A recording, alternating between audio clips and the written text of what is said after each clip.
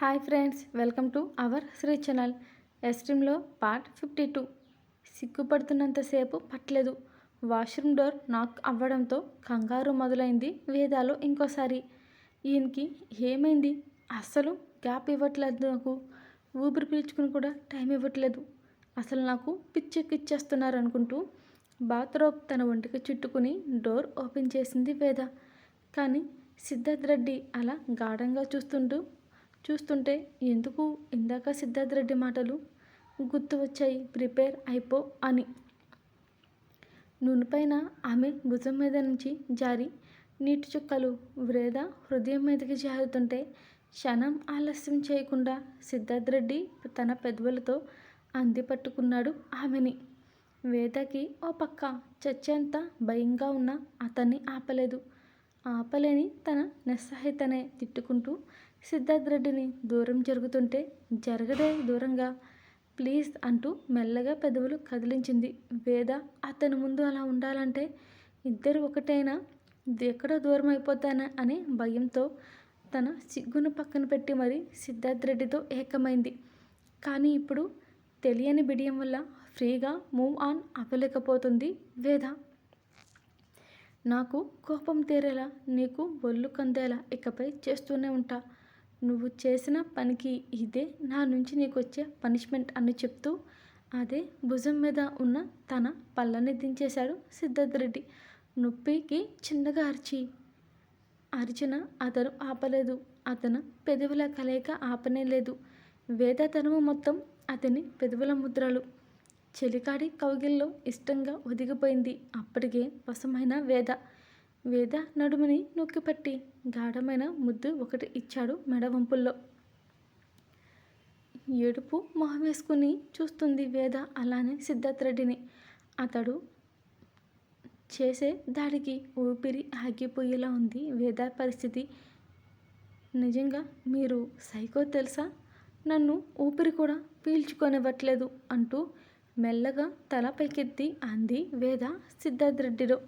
అయినో అంటూనే అతని చిరునవ్వే సమాధానంగా ఇచ్చాడు. కాగా ఇంకోసారి ఆమె మెడవంపల్లో మరో అదర సంతకం చేశాడు. ఆమె తేరుకునే అవకాశం కూడా లేకుండా. ఇక ఇద్దరి మధ్య మాటలు కరువయ్యేమో. షవర్ నుంచి వస్తున్న నీటిధార వలుపుల మాలగా మారి ఇద్దరిని ముంచెత్తింది. వరదలా మారి ఆ ఇద్దరిని ఆ క్షణంలో. సిద్ధార్థ్ రెడ్డి చేతులు వేద జుట్టులోకి పోనించి ట్రై చేస్తున్న హెయిర్ని కిందకి వదిలేసరికి ఆమె కురులు జలపాతంలా కిందికి దూకాయి. అసలే నీరసం, మెల్లగా చలి మొదలైంది వేదాలో. అతని చేతులు సరాసరి వేద కట్టుకున్న బాత్రూమ్ మీదకి చేరేసరికి పై ప్రాణాలు పైనే పోయాయి వేదకి. సిద్ధార్థ్ రెడ్డి నుంచి సర్దుకుని తప్పించుకోవాలనుకున్న వేదాన్ని వెళ్ళనివ్వకుండా చేస్తూ ఆమె ముంజేతిని పట్టుకుని తన మీదకి లాక్కున్నాడు సిద్ధార్థ్ రెడ్డి.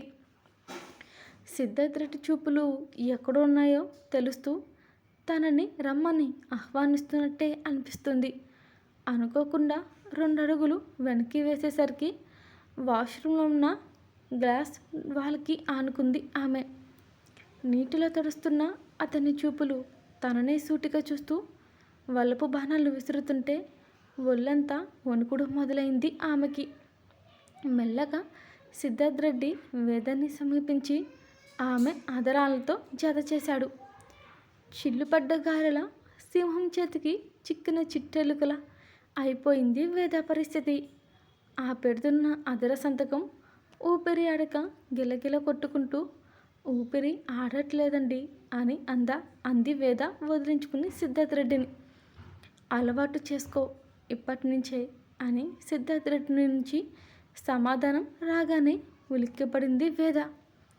ఏంటి అలవాటు చేసుకోవా అని సిద్ధార్థ్ రెడ్డి 1 అడుగు ముందుకేసి సీరియస్గా అనగానే తలని 360 డిగ్రీస్ ఊపేస్తూ అవును కాదు అంటూ తలని గిరగిర తిప్పేస్తుంటే 2 చేతులతో పట్టుకుని చిన్నగా నవ్వుతూ గో అని స్మూత్గా చెప్పాడు సిద్ధార్థ్ రెడ్డి.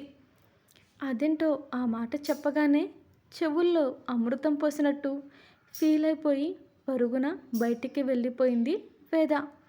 గదిలోకి రాగానే వేద గుండెలపై చేయి వేసుకుంటూ, కొంతకాలం సిద్ధార్థ్ రెడ్డికి దూరంగానే ఉండాలి, లేకపోతే అతడు చేసే పనులకి గుండె ఆగిపోయేలా ఉంది అని అనుకుంటూ సిద్ధార్థ్ రెడ్డి వచ్చేలోపే వేద చీర కట్టుకుని మిర్రర్ ముందు నుంచుంది. వాష్రూమ్ నుంచి వచ్చిన సిద్ధార్థ్ రెడ్డి చూపులు ఆటోమేటిక్గా వేద నడుము వంపుల్లో చిక్కుకుంది. అచ్చం ముళ్ళు గుచ్చుకున్నట్టే అలానే చూస్తున్నాడు ఆ చుగుచ్చే చూపులతో. ఇది నన్ను మామూలుగా ఉండనిచ్చేలా లేదుగా అని చిన్నగా గొన్ని, ఇంకాస్త డోస్ పెంచితే ఏడ్చి చేస్తుందని చిన్నగా నవ్వుకుంటూ మిర్రర్లో నుదుటి మీద ఉన్న కుంకుమ పెట్టుకుంటే వెనకాల నుంచున్నాడు సిద్ధార్థ్ రెడ్డి. వేద దగ్గర ఉన్న ఆ కుంకుమ భరణ తన తీసుకుని తన పాపిడలో పెట్టి చిన్నగా కిస్ చేశాడు అతను. దాంతో పరవశంగా కళ్ళు మూసుకుని పెదవులకు నవ్వు నేర్పిస్తుంది వేద. చూడగానే సిద్ధార్థ్ రెడ్డి దృఢమైన ఛాతీ దర్శనమిస్తుంది. ఇప్పటిదాకా లోపల హాటలు కొట్టి ఇప్పుడు నన్ను టెంప్ట్ చేసేలా షర్ట్లెస్గా వచ్చి నా దుంప దించుతున్నాడు కదరా సామి అని వేద మనసులో అనుకుంది. బయటికి అంటే మళ్ళీ ఎక్కడ ఆపింది పెంచుతాడో అని భయం ఆమెది. స్టైల్గా జెల్ అప్లై చేసుకుంటే వేద మిర్రర్లో సిద్ధార్థ్ రెడ్డిని అలాగే చూస్తుంటే వెంటనే సడన్గా కన్ను కొట్టాడు సిద్ధార్థ్ రెడ్డి. దాంతో వేద తడబడి చూపు తిప్పుకుని ఎలా ఉండేదాన్ని ఎలా చేసేశాడు అని కళ్ళు పైకెత్తి మళ్ళీ కళ్ళు కిందకి దించేసి చిన్నగా నవ్వుకుంది ఆమె. ఇంతలో డోర్ నాక్ అయితే వేద వెళ్ళి ఓపెన్ చేసేసరికి మహాలక్ష్మి గారు ఇద్దరికి ఫుడ్ తీసుకొచ్చారు.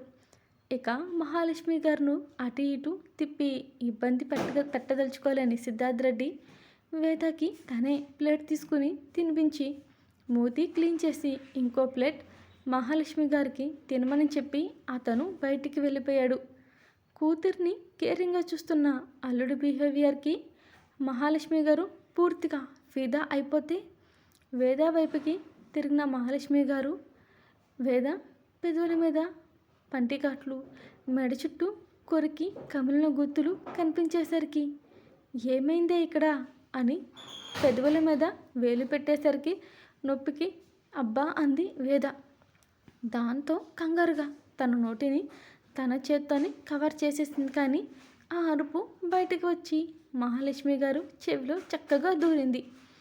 దాంతో మహాలక్ష్మి గారికి గుండె జరుపుతుంటే, నీ మీద నమ్మకంతో ఉంటే ఏం చేశారు మీరు లోపల అని కంగారు పడిపోతూ అడిగారు ఆవిడ పాపం. Thank you for watching.